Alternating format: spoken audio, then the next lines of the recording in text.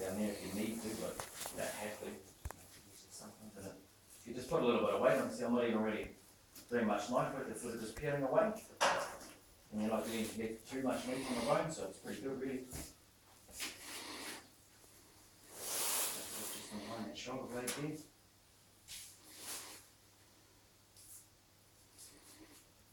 There's your back steaks. With the frying pans. Yeah, look at the fire going over. Yeah, a bit of frying pan on here. Hey Dave, are the joints like a beef, you know, is there any joints you can drain to get the juice out if you're going to hang it for a few days? If you're going to carry the legs out whole, or even when you get them back into the garage or whatever, just cut through there, and then if you just sort of just keep following that hip bone around, right in there, Just like like you just that. put the weight on that, like just follow that, you'll see it with your knife when you're just nicking away, and it'll pop open. So if you want to hang a whole animal in the shed, just hang it like that, and then do the same on the other side, just like that, and then it just pops open, see that? Like you sort of can't, you have to follow the bone. And if you want to hang a whole animal in the shed, just do it like that, especially on those warmer months, because then it'll just get that fluid out of those joints there. Because quite often, if it's hanging up in the garage like that, the heat doesn't get out of those joints, and then that fluid's what makes it, taints the meat, and that's what makes it go off. So that's a good way of doing it there. So it just helps. So with these things here, you've got like a silver skin on them, obviously as you all know. Just put your knife underneath it there, and your back steak, and then just sort of, if your knife's fairly sharp, you will be able to slide it along, and then you'll sort of that. Yeah, pretty much exactly. Then just put your knife under there, and you can sort of pull a skin, and sort of put your knife through it, and then it's just a matter of tightening up a little bit.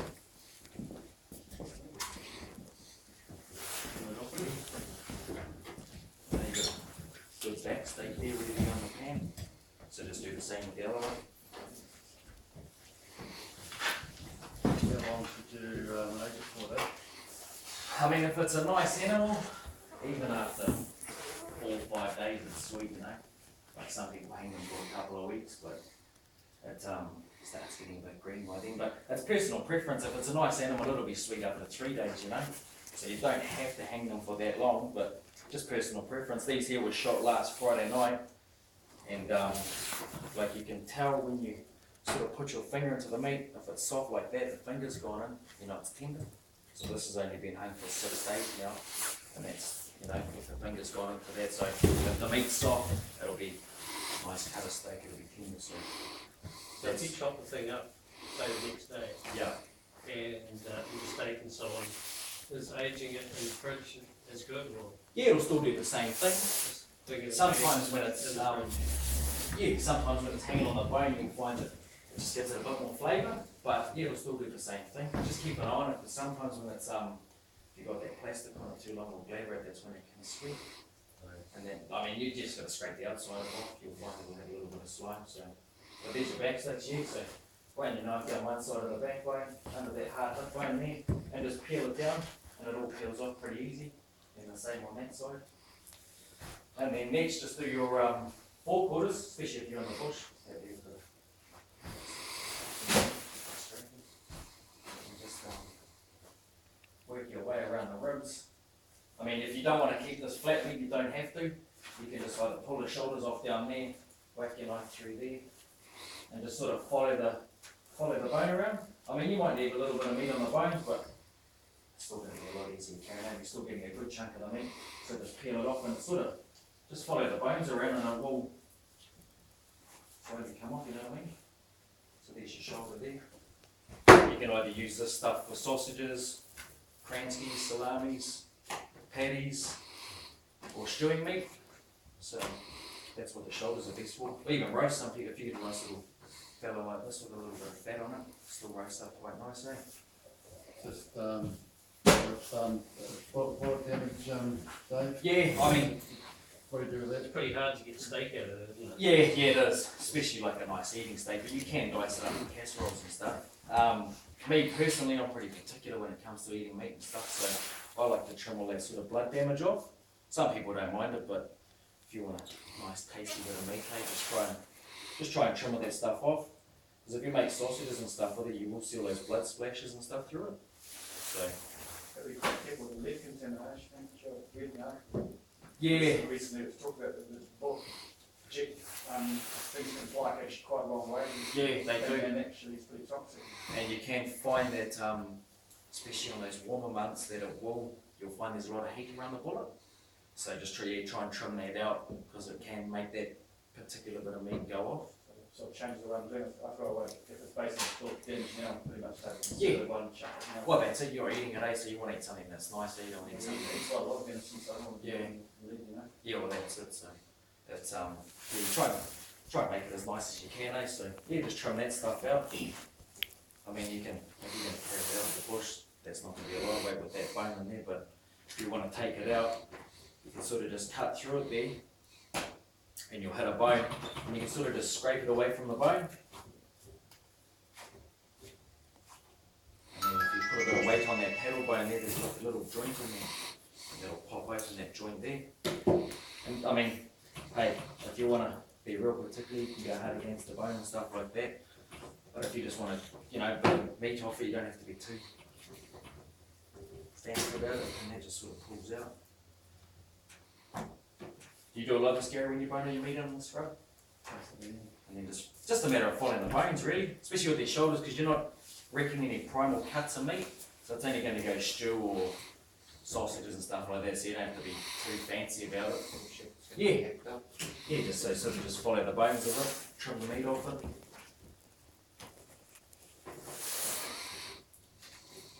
Because like Gary said, there's about 50% wastage in a venison, so if you've got a good size, let's say, a stag or something, it's a lot of weight you can up for nothing if you don't need to, eh? So that's all bone out, that's just sausage meat, salamis, kranskis, patties, mince, all that sort of stuff. So you don't have to be too careful when hacking the shoulders apart.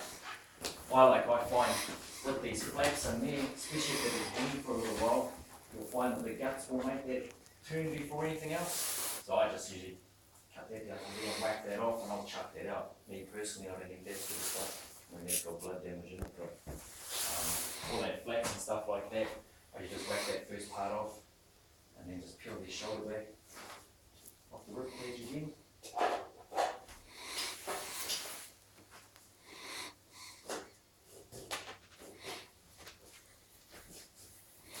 And then that's probably 60% of your venison done, especially if you're in the bush, it's going to be a lot easier. You don't have to go to this extent, but I mean, if you just want to get it out quickly, leave it like that, chuck it in your pack, because it's not going to be a lot of weight here, eh? The other thing, they get the whole animal, how do you bone it out in town, what do you do with all the bones and stuff? Yeah, well, that's true. We haven't got a. Just easier. An outlet Just take for it to your it. comps. Yeah. I suppose the more you leave it in the bush, the easier it is at that end of the stick as well, eh? So you can just follow those bones down and just sort of slide this meat off the bone. Change it much. It's all a matter of just, especially with the shoulders and peeling it off the animal, it's just a matter of following the bones, and it'll sort of guide your knife on what to do. You can only, you can't go that way, so you'll sort of follow the bones around, and you'll soon start learning the cuts. Once you do a few of them, you get you'll get better at it. Gary always brings his meat and bone down, and it's always it's always good. He's obviously done it a few times, and gets a lot easier than what you do it, eh, Gary? Did you sort of just teach yourself when you were? Just take the meat off the bones. Yeah. Yeah, that's it. It's, Just a matter of following the bones, eh? yeah. The back legs are a bit trickier up there to do them. They've always got muscle grips and stuff like that, so if you're going to stake them, it's sort of a matter of seaming those muscles out and looking after them a bit better.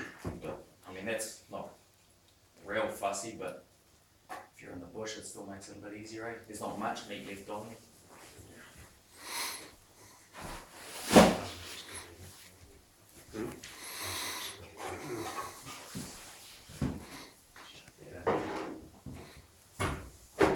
There's all your string, little sausages, anything you want to make it into. Then you're up to, you've got your joint, there's a joint down here, there's joints that run all up the backbone there. So you just whack that through there, and then that's your bottom half of that bone gone out of the way, leave it in the bush, whatever you're doing. And then you've got your eye fillets in the middle. You don't do anything with the neck?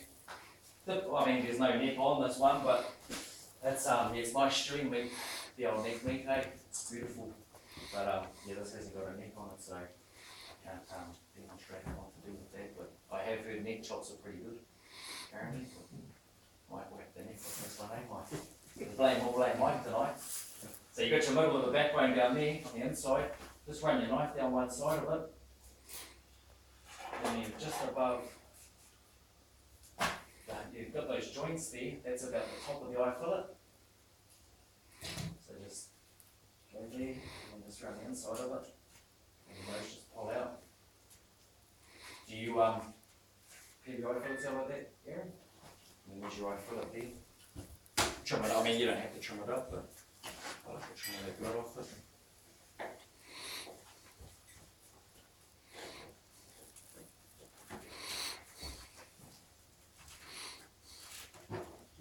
Stuff off it, around the flavour of it, eh? And then your eye fillet ready for the pan. Those are the best, you know, your most tender part of the venison, so look after those little tasty morsels. Don't get given them to the dog or the neighbours. So you want to mark down the other side of the bone, and it sort of just peels away, you don't even have to do a lot of knife work. Just nip it at the top there below that joint. Just sort of peel out then. Pretty much cleaned up, ready to go. You can trim a little bit of that blood stuff off it, but it's not too bad, that one. There's some more fillets there. So those actually disappear into the back leg a little bit? Pardon? They actually disappear into the back, Yeah, so leg a little bit? if that's up here like that, pretty much at the top of the Yep. that hole there, that's where the top of them are. Yep. So with it open, you've got those joints there, it's right at the, just below those joints, right there is the top of the eye fillet. And then these are your legs, so you can either whack it through, there's a joint through there, but if it's quite an old animal, you won't get your knife through there. So it's just a matter of following the bone around, and just it'll get them by that joint there, and just sort of follow that down. And then once you start getting this open, it'll start peeling away. Just like that, so you can almost just pull it. And you've got your back leg off, that's one off.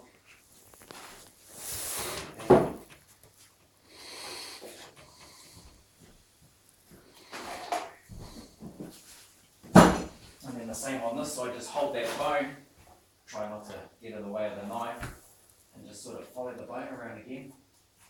If you just keep doing little nicks, it'll open up. Just putting weight on this will slowly pull it away.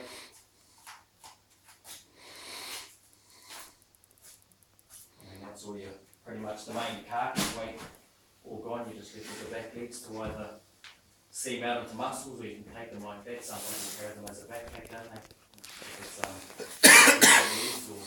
But if you want to bone it out, you bone yours out hanging in the tree.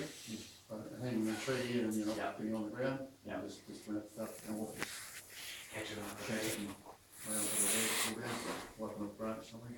So if you want to bone it out in the tree, so you've got heaps of different muscle groups on here, especially if you're going to do steaks with them, you want to try and look after them as good as you can so you don't wreck the muscle group. So you've got the bone, you can see the bone runs there. So if you just sort of put your knife in there, you can follow, like it's the same with the other stuff, you just follow just as hard as you can against the bone, and then it'll open up. It's not going to be as tight as on the table, but then you've opened up that bone, so you just put it in there, follow it around. Like your knife won't go anywhere else, you're again against the bone, and then you open that up, and then the same on this side, just under that knuckle joint, just cut there, and then just around the other side of it. Once you can see that bone, you see what you're working with. So it's just a matter of going around the bone, just nick around it. Once you're free, and then you've got to be careful because it will, if you cut that there, it'll all fall off. It's probably happened to you before, is it, Gary? Yeah. So it's just a matter of working around that bone, and then might be a little bit of life for us, a little bit. Yeah, that's what it's been on. And then just come around the other side of the bone there. I mean, if it's, let's just say it's a stag, you'll find that these leg muscles are quite tough, and if you want to just do them as sausages, you don't have to be too particular about it. And then that's that leg muscle all away from the bone, it's just a matter of cutting that sinew there, it'll fall off, drop it into the bag. But you've got to be careful doing that, because if you cut the wrong part of wool, it'll fall off and you lose it onto the ground. You end up with a mess.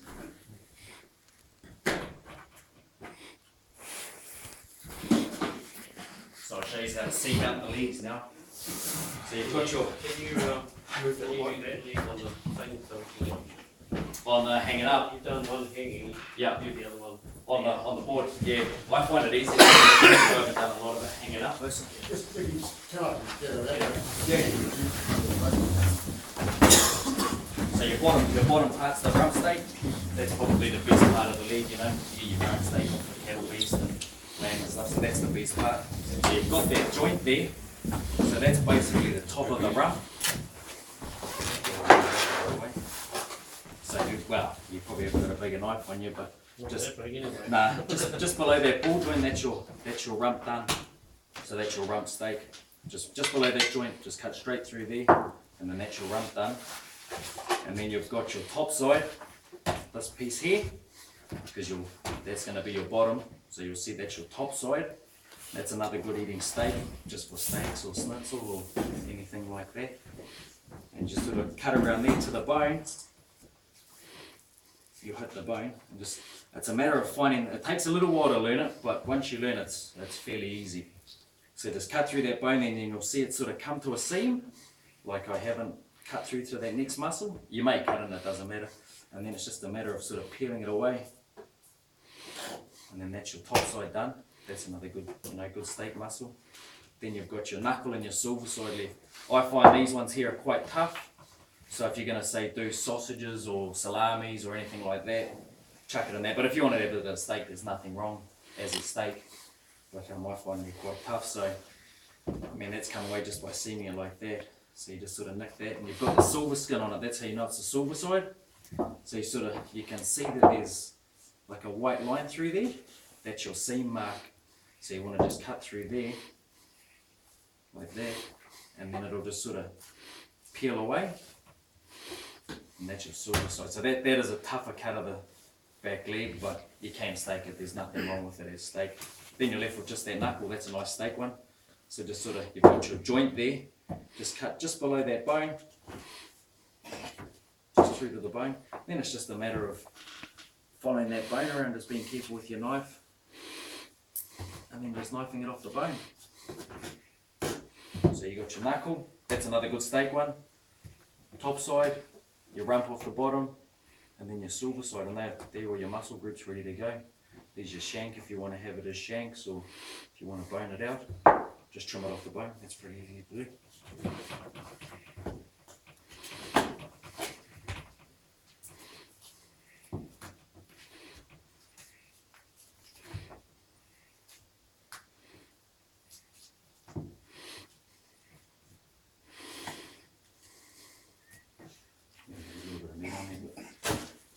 You just want to get it done. So there's where your main muscle groups of the back leg done. So the same with this one here. There's no joint in this one, but you just sort of have it the same way. You can sort of see that's the bottom of that there. So there's your rump at the bottom. Just sort of whack your knife through. You may go a little low, a little too high, but it doesn't matter. That's your nice rump steak, and then we're ready to slice up into steaks. And then you just turn it around. Well, I'll find what's easiest, but because it's opened up, you can sort of see it. There's a seam in there. So even just doing that with your finger, you can sort of push those seams apart. You don't have to do it with a knife. Then just sort of nick it and just work them away, and then they'll sort of come apart. And just cut that through there. There's your top side off again. You can see on this, there's that silver side. So that's how you know that that's the silver side. So just sort of nick through there. And just put that meat away. It's all, the back leg is all seam work. They all sort of have their own little muscle groups, and everything peels away. And then use your knuckle, take that off, that's scrape it off the outside. Those corn silver sides you've been doing for Dave, we actually did another one tonight. It's tasty. Better than beef, Yeah. So that's that. Crop, I mean, if you want to corn, days. if you want to corn any of them, you can corn anyone, but that's probably your best one, that silver side, just because it's the tougher one, you know. So you can corn that, but I mean, we've corned whole back legs for people before, so. You done dry out, you know. Yeah, Comes up nice, good. yeah. Especially if you get a little bit of fat on it. So there's where your muscle groups, and then they're just ready to slice up the steaks. I mean, you tidy them up a little bit. There's like a little capping on this top side here. Peel that off. And it's just a matter of, you can sort of see, can you see those lines running through the meat? Where you don't want to steak with them, you want to steak against them. So if you cut it that way, they're going to be tough. So you want to cut against those lines. So you've got the lines running that way, cut across them, just like that. And then they'll be nice tender steaks ready for the pan. You can push your finger into it, I can tell that that's going to be a nice tender bit of steak because that finger's gone right in there. Whereas like you'll find with the silver side, it's quite a nice animal this one, so it's probably going to be not too bad, but you'll find these ones, they're a bit harder to get the finger into. So that's those silver side, that's what I said, they can be quite tough for steaks. So those ones I generally mince or sausages, or you know, if you want to corn them or anything, you know, whatever you can think of, salamis, and then just steak all these other ones up and you get a nice little steak for the barbie or the pan. Fry them up in a little bit of garlic, salt or salt and pepper, and what your uncle. But I mean, so for the bush part of it, yeah, you know, you've boned out your back legs, chuck it all in your pack, if you've got a bag, and then just when you get home, just pull it out, air it out again. If you leave it in there, it will still have heat and it'll sweat, and that can turn your meat off. So you just want to try and look after it as best you can when you're going to eat it yourself, eh? Or for anyone, if you're giving it away. Try and look after your catch from the minute you shoot it to the minute it goes in the freezer or to the butchers. And yeah, once again, just steak along those lines there.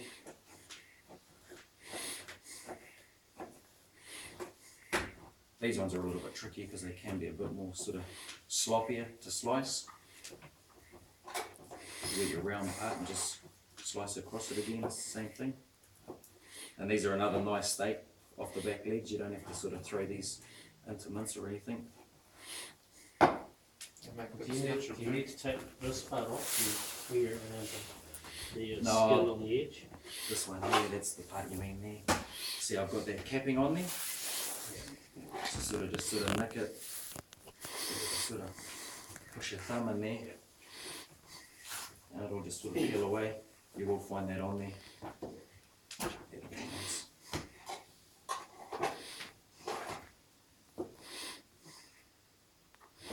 And you can see when you squeeze it that it's a nice soft cut of steak, so it is good for steaks, eh? A lot of people throw that sort of stuff because they don't know about the back legs and how to muscle them out. They'll just chuck them into sausages or that sort of stuff, but there's there's nothing wrong with eating those in the pan. They're beautiful. See, that finger's gone right through there, so you know it's going to be a nice tender bit of steak to fry up, eh? And then you got your rumps. A lot of people leave these whole. You can just cook them like that. You just sear each side of the rump in the frying pan, and then whack that in the oven for probably, I'd do that for say 12 minutes on 180. Pull it out, just cover it in tin foil loosely, and let it rest for about 5 minutes. And then slice that up, and that'll hold all the juice in there. It'll be beautiful. So, and that's how we do our back steaks now too. Cut them into chunks like that. Sear both sides in the pan. Probably chuck those in the oven for 10 minutes at the most at 180, probably even 8 minutes. And then just let it rest for half that time. And then slice that up, and it'll hold all the juice in there. So the resting time is half. Yeah, usually rest it for half of what you cook it for. It just lets the meat relax. Even getting it up to room temperature before you cook it, that makes a big difference I've found lately. Just, you know, when you're listening to different people when they cook, you sort of put a cold steak into the pan, it sort of tenses up. But if you pull it out an hour before you cook it, or even an hour and a half, it just gets to room temperature, and it's not such a shock when you get in the frying pan. So, yeah, it makes a big difference. I've only just started doing that just from talking to other people that cook with meat, and I've found it makes the meat a lot more tender. So, any other questions? If you're frying your meat, do you marinate them, or do you have a favourite marinade? You can get a Master Foods one, red wine and garlic. I find that's nice on venison. Yeah, tip that on there, let it marinate for a day. But me personally, just garlic and herb salt or salt and pepper. And it's fried in butter. I find frying it in butter gives it a nice flavour, but better than oil. Or put a little bit of oil in your pan first so the butter doesn't burn. So those ones you've cut into thick steaks, how do Yep. you cook those? I sort of just fry them, so chuck that in the pan. One side and one, you'll see the blood start coming through. You'll just see like a liquid come through, and then that's when you turn it. So turn that and then do it probably, I mean a steak like that, it's not going to take long. You can see the juice come back through that other side, but basically just sort of a couple of minutes and then pull it off, let it rest a bit and into it. The main thing is to do it less more rather than more. Yeah, It's especially, it's cooking when you're yeah, resting it. it does, yeah. That's what you sort of learn over time, but yeah, no, I wouldn't even cook that for a couple of minutes on the other side. Once you've flipped it, So much less time on the second side. yeah, less time on the second, and just flip it once. A lot of people flip steak, flip it back again, makes it dry out and toughen up. So just, yeah, flip it once, and that's how I sort of do it. Any of that sort of scrappy stuff, sausages, salamis, Kranskis, they're good, take them out on your next hunt, something to snack on. Even chorizos, they're good through pastas, patties, like I say with these silver sides, or even if the knuckles, if you want. So those round ones with your knuckles, your top sides, corn them. Yeah, schnitzel. The fellow schnitzel where they sort of bring the whole leg into the butcher and get them, so to do the whole leg and schnitzel. That's Yeah, beautiful. You can bet yeah. any guest, I mean, even if they say they like venison or fellow schnitzel or something. Yeah, it's pretty tasty, eh? And because when you crumb it traps the juice in there, so it stops it from drying out. So, Probably our favourite way. I mean, it depends on how you like your meat. The biggest thing with venison's not overcooking it, eh? But as you'd all know, because if you dry it out, it can be ruin a good bit of meat, eh? So, So what, you don't recommend roasting as such? I personally haven't actually done a venison roast myself, so I don't know a lot about it. Yeah, I haven't done that enough, so I think yeah, it does seem to take quite a bit to keep the juices in. yeah. I got put up years ago into a hunter who's done 30 years experience with this roast venison. It was so Yeah. dry. And Yeah, I find the Google. older generation. I find Google these days is pretty good for recipes, especially for casseroles and stuff. I done one the other day and it was pretty tasty. Just Googled it, and then you can use like all that sort of sinewy meat because it all melts down. Once that melts down, it gives it nice flavour in a casserole. So And like one of those big mussels in the back leg, just put it in an oven bag with half a tin of peaches, oh yes, just cook it, yeah. peaches. Someone else said that. Yeah, lady said that the other day. Any Actually. fruit, any Yeah. of those fruits, just like plums or whatever, Yeah. it just puts all that nice flavour through the meat. You'll see that casserole I done the other day. They said to put cranberries in there. Yep. So I just followed that. Yeah, chuck cranberries in, and it was a good stew. It won't so- dry out if you put it in an oven bag. Oh, is that right? I suppose it keeps all the juices in there, eh? What's venison bacon? Yeah, so I mean, these back, you can either do a whole back leg, you got to bone it out a bit differently, or you can just get like a muscle group like that, pump it with your brine, and then smoke it, and then just slice it up on the slicer. We've done it for probably 3 or 4 people. You don't get a lot of people asking for it, but last year, so. yeah, well, that's, I mean, pretty much if you hear of an idea, there's a good chance we can do it.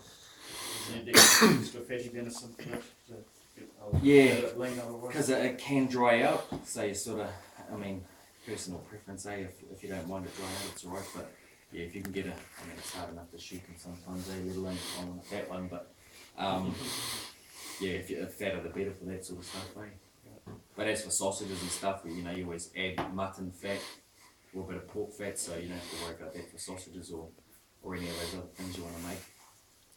But yeah, biggest thing is making sure it's not in that bag sweating. Get home, pull it out of the bag, let it air out, and then pop it back in there and drop it off at the butcher's or whatever you're going to do with it.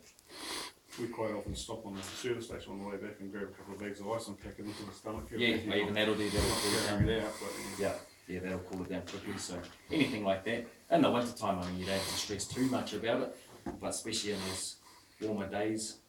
And on a full moon, try not to hang it out on a full moon, because that'll turn your meat off pretty quickly. Yeah, if you can get it in the garage, it's alright.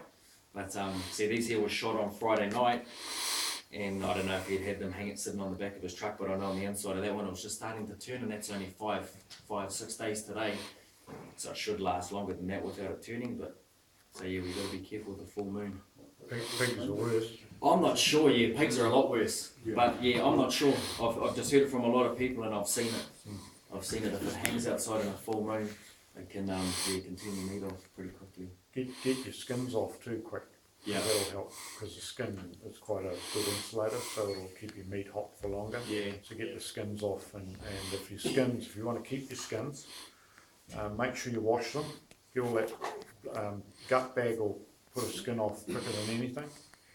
Blood all through it, try and wash them and just hang them up for a while until they drain, and then don't put a skin away hot, or the hair will just fall out. What do you do with the skin afterwards, Lee? Have you got a place where you would take your skins to get them? No, you've certainly got a place for dead things that you deal with, but Yeah. I know we just got a tannery, and Oh, is that right? we can see some horror stories come in. Yeah, you do. Yeah, you do. That green gut bag, you know how a bullet can drift, it can come out the side of the guts or whatever. If you get that green gut bag on your skin, Yeah. that'll put even your meat off real quick too. 'Cause Yeah, it's well, got see, those that- acids, That one there had been shot through the side, and I could see like it had been turned. and they'll go off quicker too. So, Yeah. yeah. But anyway, If you get it made cool enough, leaving the skin on, it can be quite, if you're in the bush Yeah. for several days, it actually can, it lets the meat breathe and keeps the flies off, and our skin off at the end before putting the pack out, it's often quite nice under the skin. well, another way is that you hang them up so the animal just dries, and then the blowflies, so and then they just won't get at them because the blows just blow off them. Yeah. But getting the skin off to me is quite important, because it'll, especially if the weather's warm. Yeah. If you've got access to a chiller, obviously it makes it a bit different. But if you haven't, then yeah, all those sort of things will help out with looking after your animal in the scrub, eh?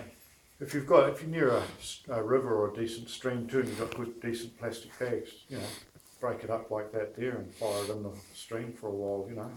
Cool it down. Cup of coffee, cool it down, get it cold quick. What about you, Gary? You got any advice, mate? You're the man that's always breaking them down on the scrub. No, that's it. Yeah. Cover it, yeah. Is that how you sort of do yours, boning them out in the bush? Yeah, we used to do Yeah, hang hanging up, up. instead of on the ground, otherwise Yeah. you get leaves all over it, Yeah. but then just what you do it right there and just grab the meat, put it down and put it on top of the bag, or you just hang over a branch, let it cool down for a while, Yeah. in the shade somewhere, and sit down and drink a little snack and And the rest, get the energy up for the carrier. yeah, get it to carry out, yeah. Yeah. Even if you find you'll get a lot of, because it's quite hard to keep hair off it, as you all know, a damp cloth, wipe it down with a damp cloth when you get them back. That'll make a big difference to getting all that hair and leaves off it. Because it can be, they grow legs, the old hair, and they end up everywhere. So just a damp cloth, just wipe it down with that and keep rinsing it So off. how, as a butcher, how fussy do you want? Oh, I mean, we're not too fast. Someone Like, brings it in, I think we've only probably turned maybe 2 people away. Yeah. Like, because they just repeatedly keep bringing it in, and it was half off, heaps of leaves over, and it's like, you know, you're trying to get the message through to them. It's like, come on, man, try and look after your meat a bit. And then in the end, they're sweet. If you've brought your animal home, what I do is, especially if it's been struck, which we all have happened, don't try and wipe them off with a wet rag or anything. I find the best way to get them off is if you've got a compressor and a dusting gun, just blow them off. Just go over your whole animal from the top to bottom and just blow air all over it and blow all the fly strike, and it'll all fall down out of the way. The easiest way to get it off. Yeah. Don't put water on venison, whatever you do.